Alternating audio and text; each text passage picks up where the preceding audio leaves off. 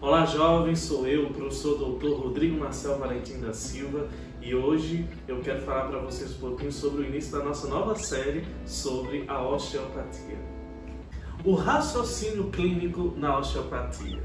Na verdade, a osteopatia era uma área de intervenção em que exige muito o raciocínio clínico do profissional que irá fazer a conduta, a intervenção.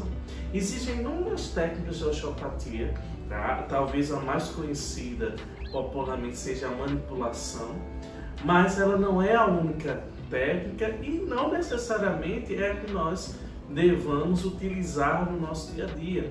Existe, na verdade, infinidade de manobras que mobilizam de uma forma geral, manipulam de uma forma geral todo o tecido conjuntivo, músculo esquelético envolvido nas diferentes disfunções que nós encontramos. No entanto, o carro-chefe da ideia de atendimento da osteopatia é a potencialidade do raciocínio clínico que nós desenvolvemos. Amparados num bom conhecimento sobre anatomia, sabendo as inervações das diferentes estruturas, órgãos, entendendo o movimento biomecânico correto, funcional e observando as alterações que possam vir a aparecer no nosso público de clientes, é que a gente começa a construir o esperado e o que aquele paciente realmente tem.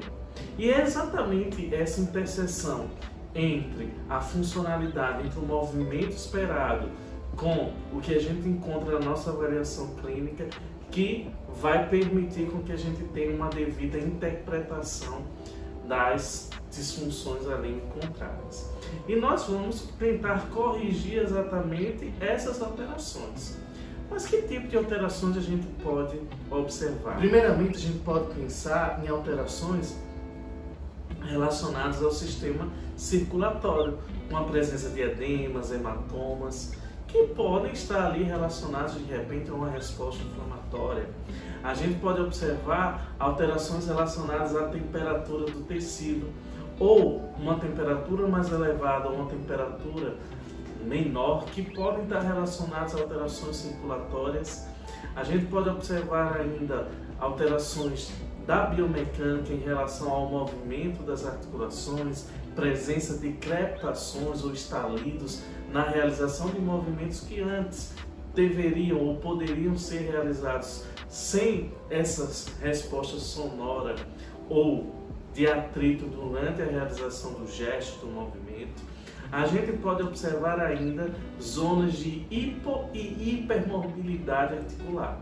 A hipomobilidade é uma diminuição do micromovimento de determinadas articulações. Já a hipermobilidade é o excesso de movimento de uma articulação. Quando a gente começa a observar que existem áreas de hipomobilidade e áreas de hipermobilidade dentro de um determinado segmento, de uma determinada estrutura musculoesquelética, a gente entende que o nosso organismo tenta funcionar de forma compensatória. Por exemplo, quando nós encontramos uma região torácica com uma baixa mobilidade, uma hipomobilidade, é comum encontrarmos também regiões como a lombar ou a cervical que tem uma mobilidade excessiva, uma hipermobilidade. E aí nós vamos observar que essas zonas, geralmente de hipermobilidade, vão apresentar dor, herniações e um sintoma mais evidente, quando na verdade a origem do problema, a estrutura problemática, é a estrutura da torácica ou da sacral que estão ali com os movimentos reduzidos. Na verdade, esse raciocínio é construído a partir do toque manual, a partir da palpação, a partir da observação dos movimentos cinesiológicos dentro da nossa rotina de avaliação. Eu espero que esse entendimento sobre raciocínio clínico tenha ficado claro para você nesse vídeo. Se você gostou, curte, comenta e compartilha.